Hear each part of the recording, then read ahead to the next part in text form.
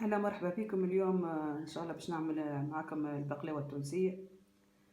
الفيديو يمكن يجي طويل شوية أما إن شاء الله تستفادوا منه. بالنسبة باش نعمل صينية متاع 3 كيلو. عندي 3 كيلو كما تشوفوا لهنا فرينة متاع البقلاوة. ما يلقاش فرينة البقلاوة ينجم ياخذ فرينة أخرى تكون فرينة نوعها رفيع. وباش نحتاجوا لهنا 350 غرام زيت باش نعجنها بالزيت، وإيطرا ونص ماء عليهم غرفة كي هكا ملح، مانيش باش نعجنها بالزبد. وباش نحتاجوا واحد الشحور 3 كيلو سكر كي هكا، عليهم إيطرا ماء بالضبط عليه. والزبدة طبعا بعد ما نوريك كيفاش نعجن العجينة نوريكم معناها قداش يلزمنا زبدة يلزم كيلو زبدة مذوب. واول حاجه نبداو بها نحطوا شحورنا فوق الغاز، نحطوا جيست الماء والسكر هكا هو نحطوهم يغلوا. وبعد نوريكم القارص نحطوه في اخر لحظه، نوريكم كيفاش تولي العجينه ونبتدي نحطوا القارص. نحط السكر على الشحور على القارص، القطر على القارص، ونرجع لكم على الغاز. على بركه الله باش نبدو. باش نعجن كيلو ونص في الساعة. أول حاجة نعجن كيلو ونص، مانيش نعجن الكمية كلها، نعجن كيلو ونص في الساعة. أول حاجة نضرب الفرين كالعادة، هذه كيلو ونص.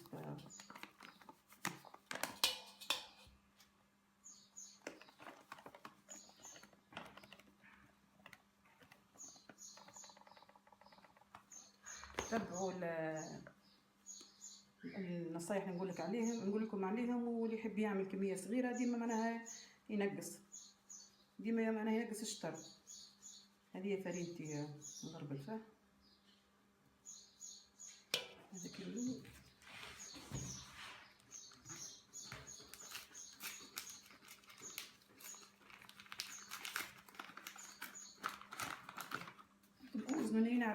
انتم اوزنوا ديما، انا نعرف بالعين معناها قداش. انتم ديما اوزنوا كل شيء يوزنوه، معناها اختار وزنوه. وديما اي حاجه ديما نغرب لها، تخافوا من اي، ديما الانسان يخاف. شفتوا ولا كي غربلت. ولهنا خديت 750 لتر ونص، لو وريتها لكم اول مره خديت منها 750 مليلتر ماء، حطيت فيها مغرفه كي هكا ملح باش ما تجيش العجينه مسوسه. وباش نحط عليها شطر الكاس زيت، مانيش باش نعجنها كما قلت لكم بالزبده، نعجنها بالزيت.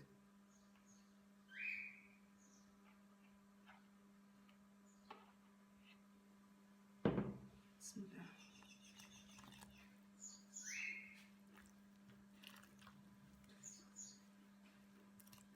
ماذا بكم تكون ماشي يابسه مشطريه العجينه، خاطر مش نعجنها بيدي باش نلمدها تولاني، ومن بعد تالي باش نحطها في الباتور، خاطر تاخذ وقت باش تعجنها بيدكم تاخذ وقت في الباتور ان شاء الله.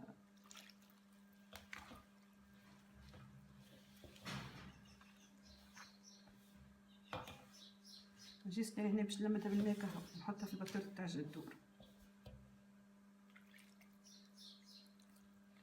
الملح ديما ماذا بيكم تذوبوا بالباهي، خاطر الملح كي يقعد يتعب ولا حاجه ما تحطوش على الفرينه ينقب لكم الورقه تنقب، هي خاطر ورقه البقلاوه حساسه برشا.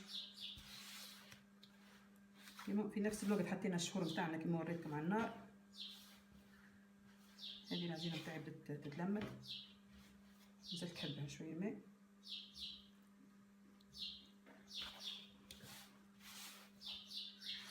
راهو كل واحد وطريقته في الورقه، معناها باش يعجن الورقه نتاع البقلاوه.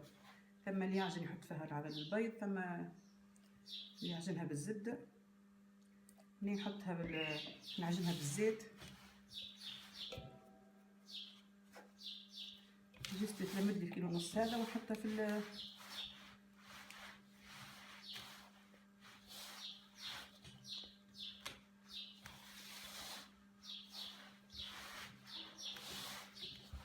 شفتوا باش نكملها شويه الماء، نكملها لا.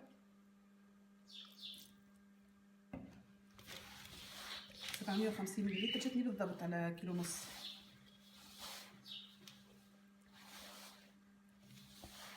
توا باش نحطها في البرتير نخليها تعجن في عقلها ونوريها كيفاش ولات ان شاء الله.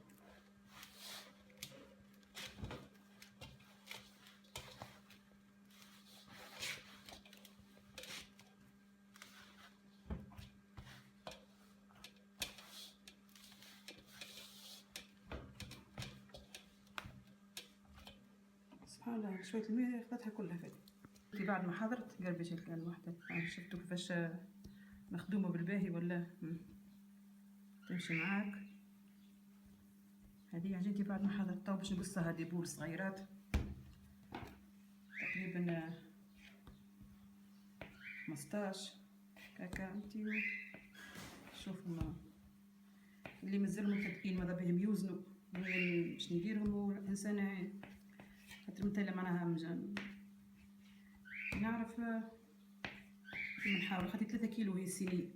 عملت مابابي البول عملوا فيها 110 100 هكاك.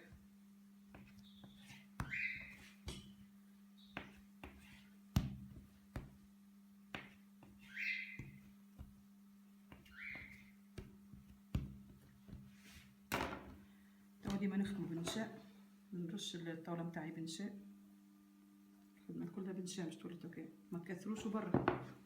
ونبدو نلمدو البول متاعنا، نلمدوهم كي هكا.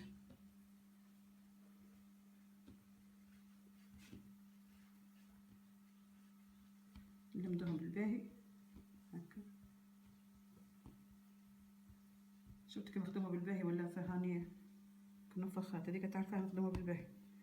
ماذا بينا من اللوطة يبدو كل مسكرين مع بعضهم هكا، تكون ما فيهاش كي هكا مسكرة. ونحطو لهنا، نحطو عند شي نلقو واحدة أكبر ديما نقصو. ماذا بينا فرد كبر يبدو كل البول كل كيف فرد كبر يبدأ.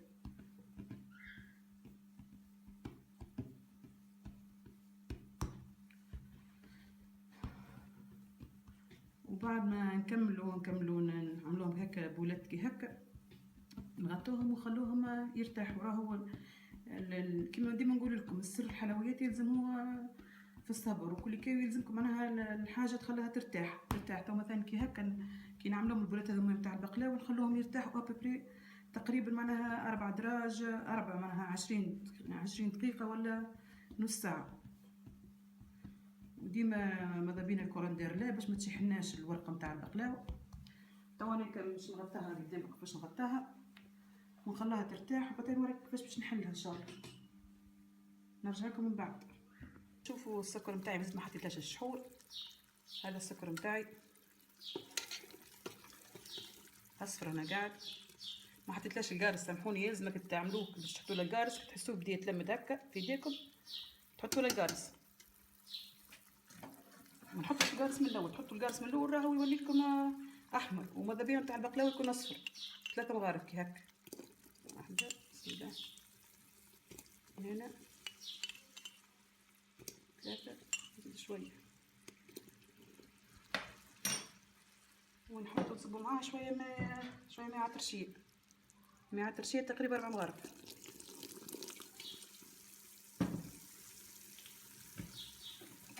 ونحركوه نخلوه يغلي حكايه معناها 5 دقايق اخرين، ونطفوا نفتحوها بابري نص ساعه باش نبدا نحل فيهم كي هكا.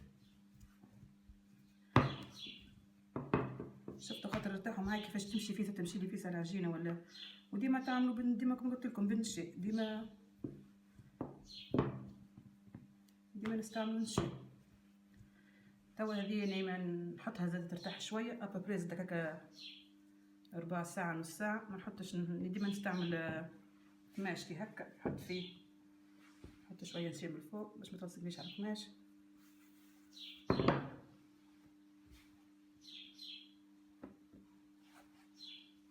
نغطيها هكا ونحط واحده اخرى. نزيد نوريكم قاعده اخرى ديما شويه نشا.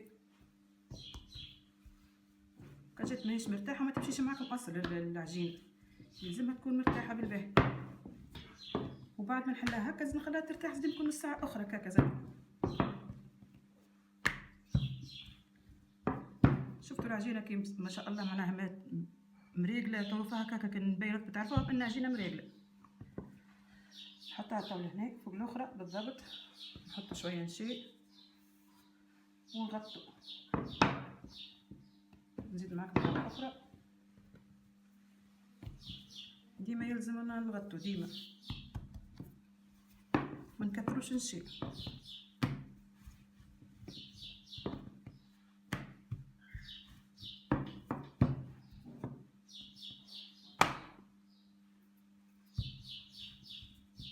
شوفوا هنا كاين باش نبداو نخلطوا اللوز باش نحلوا ورقتنا حنا مرتاحين. هذوما 3 كيلو لوز مرحين كي هكا، هذا اللوز مرحي. هذه 250 غرام فرينه، وهذه 250 غرام سكر محور سكر جلاس، نخلطوهم مع بعضهم. ولهنا كاي عندي من بعد تالي هذا باش نحطه في وسط الحشوه. عندي 250 غرام فستق، 250 غرام بفريو باش قسيتهم هكا معناها مقصوصين على 2 ولا على 3 باش من بعد تالي نحطهم في وسط اللوز. وهذه كل كاين اللوز والفرينه والسكر ندخلوهم في بعضهم ونحطوهم على جنب، ونجيبوا الصينيه نتاعنا ونبداو في نطبخ ورقتنا كهو. توا اول حاجه باش نعملها الساعه باش نقلبوا الورقات هذوما اللي عملناها، والوحده تولي هي من الفوق. نعملو هكا وناخذ الزبده، هذه كيلو زبده ذوبتها، نذوب الناحيه فوق الكشكوشه كي الفوقانيه تنحاها بشويه باش ما تقعدلكش فيها كشكوشه كي هكا زبده. ونصب شويه في صينيتي هكا. اللي ما يحبش هذه زبده مارغرين، اللي يحب يعمل بزبده عربي يعمل، واللي يحب يعمل بالزيت يعمل، عندكم الاختيار. اما هي راهي تجي بالزبده خير باش تجي الورقه هشوشه وتجي مورقه بالباهي. هذه ندهنو الصينيه نتاعنا بالباهي، نمسح ايدي ونرجع لكم. كما تشوفوا تمشي معايا الورقه بالباهي، حتى كانت نبتلكم شويه مش مشكله، ديما حاولوا هاكا بتشوفوا تمشي معايا الورقه بالباهي. هذوكم راهم ما يسالش يتنفسوا شوي. نصب شويه زبده. اللي ما نجمش الطريقه بتاعي يحل بالكعبه عادي. نوريكم نعاود نوريكم الكعبات الاخرين.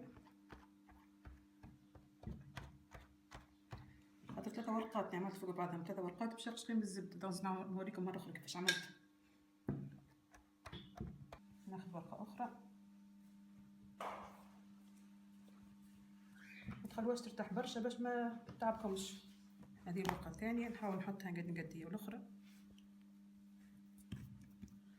صب عليها زاد شويه زبده. هي الطريقه هذه راهي براتيك اكثر، اما هو اللي يحب يعمل بالورقه يعمل راه عادي. هذه الورقه الاخرى شوفوا زاد ندهنها بشويه زبده باش ما تشدليش. نهز بيديا نحاول نحل هكا كما تشوفوا نشوفها بالباهي ونجبد بالسياسه. متخافوش حتى كانت كتب ما تخافوش ما حتى مشكل.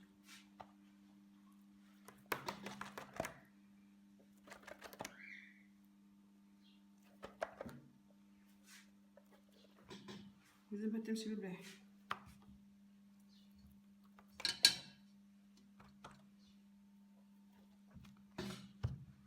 نزيد معاكم الاخرين، نزيد هذه شويه زبده ونزيد نوريكم الاخرين زاد.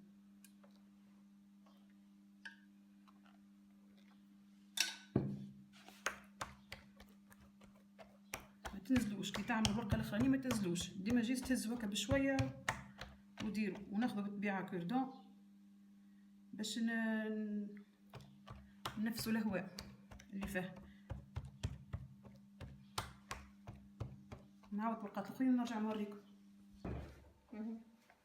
هذا هو الورقه تاعي نحط فيه شويه نحط الوسط هكا ونجبد. ديما امشوا بشويه من الواحد باش ما تتشركلكمش كما تشوفوا فيها.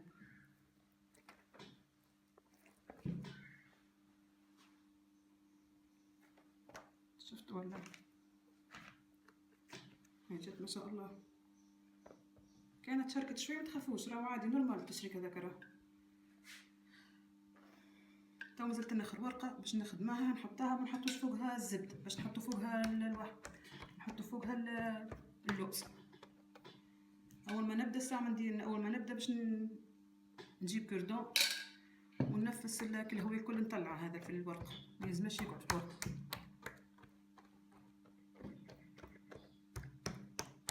راه عملت 15 ورقه من اللوطه راه هنا. نعمل الورقه الاخرانيه ونوريكم اللوز كيفاش باش نحطوه ان شاء الله. كما شفتوا كل عملت لها ثقوب هكا باش طلعت منها الهواء. تو باش نبدا نحط الكونتيتي نتاع اللوز.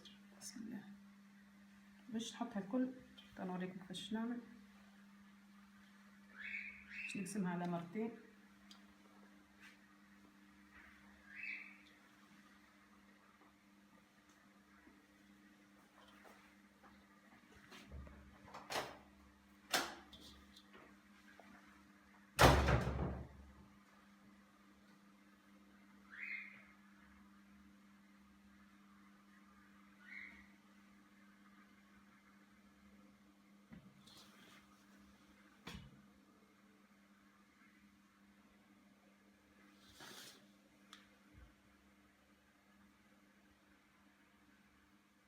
هذا اللوز حطيناه.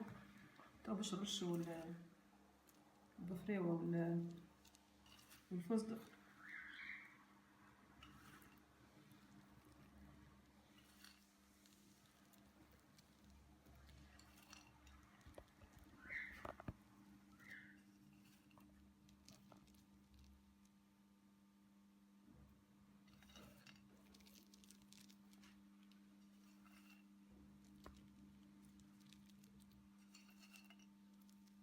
نحاول ديما نوزعو على جميع الاماكن باش تجي متوازيه.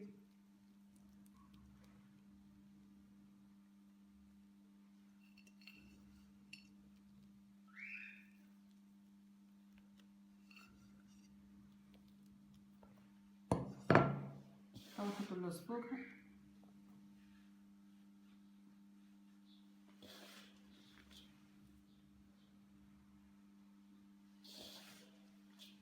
اللوز كما قلت لكم حطيت ماء الجافه، حطيت عليه من اللوز من فوق. تو باش نحاول ننزل قدر المستطاع باش نطلع منها الهواء. ننزل ونرص بالباهي ونلقاها تتحرك هكا كي هكا برشا. نعمل هكا باش وديما نوصل للكوتي للبور نتاعهم باش كي تقص الكعبه تجيك مستويه وتجيك معناها منظرها مزيان وما تشربش برشا عسل. اللوز ما يشربش برشا عسل ويجي مزيان من داخل. كيما هكا نمشي وننزل ونطلع في الهواء في نفس الوقت ونحس الهواء ننزل كيف هكا. مثلا شفتوا كيفاش ننزل وهي تتبرج ولا هذيك تعرفها انها ثم فيها الهواء. كاين هكا نحصر الهواء وننزل كاين هكا. يلزمها كي ننزل عليها من بعد تبدا الحجره تبدا يابسه.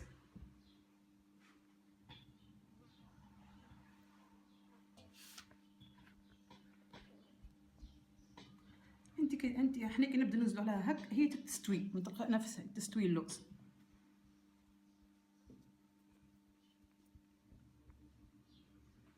كيما نحاولوا نستو باش نرش عليها شويه سكر احرش باش الورقه الفوقانيه تشد. وانا ديجا حضرت الوحدات، حضرت العجينه الفوقانيه حضرتها الكونتيتي نفسها تاع عملتها اول مره. توا هذه الصينيه تاعنا وقت تحسها كلها مرصوفه بالباهي. باش نرش عليها شويه سكر احرش وشويه ماء عطرشيه كما تشوفوا.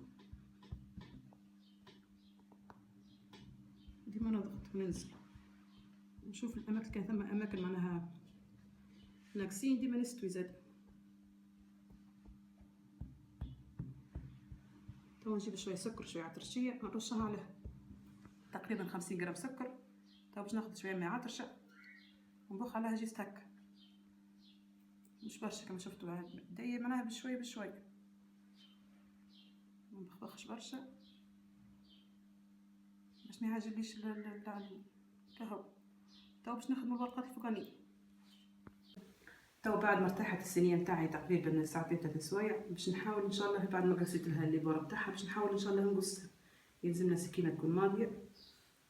نبدو بسم الله. هي اللي ما عندهاش اللي ما ينجمش يقص ثم مساطر يستعملوهم يقصوا به. يعني هذه فيها الفريوة والزوزة، نحاول قدر المستطاع نجيبها مستوية.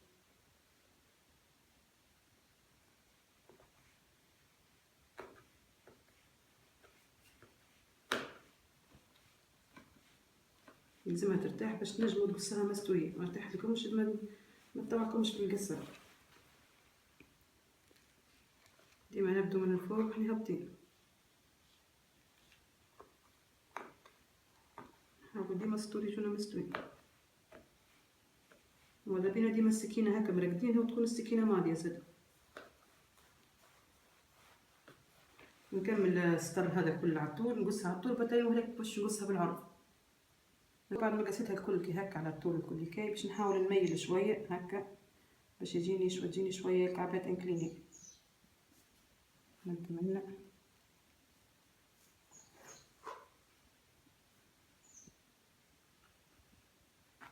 نحاول شوية يجوني الكعبة قد هي أكيد باش تتهز شوية، أما شوية صبر باش نحاولوا نستوب شوية هكا يجوا الكعب يجوا مربعين شوية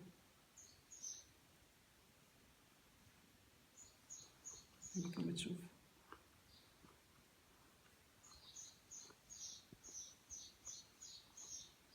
ديما نحاول نستوب.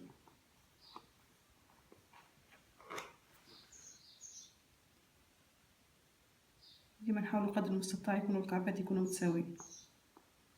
كما قلت لكم ثم تو نص جدد يستعملوهم في القصان باش تجي الكعبة مستوية، والا ما ينجمش يعمل ياخذ بلونش لوحة صغيرة يقصها العرض نتاعها سنتي 35 ويعملها ديما يقص بها بشوية. وسامحوني تو بعد ما قصيتها كلها باش نحاول ندهنها كلها بالزبدة كي هكا. الزبدة اللي فضلت معايا الكل نحاول ندهنها.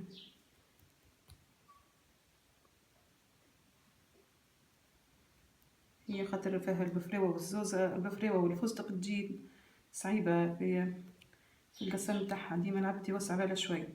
وكما قلت لكم الصينية والصينية هذه مانيش باش نوريها لكم جيست وهي حاضرة طايبة، خاطر مانيش باش نقصها باش نخليها كاكا في الصينية. ان شاء الله مرة اخرى كي نعمل فيديو اخر تو نوريكم طريقة القصان نتاع البقلاوة كيفاش. كيف هكا نحط لها الزبدة نتاعها كي هكا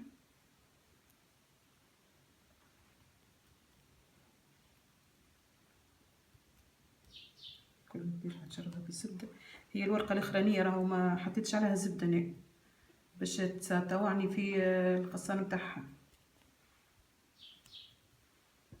نكملها الكل ونهزها ان شاء الله للفوق الفرن، وكنجيبها ان شاء الله تنوريها لكم معناها كيفاش طابت ودار معناها واللون نتاعها كيفاش تبدا ان شاء الله.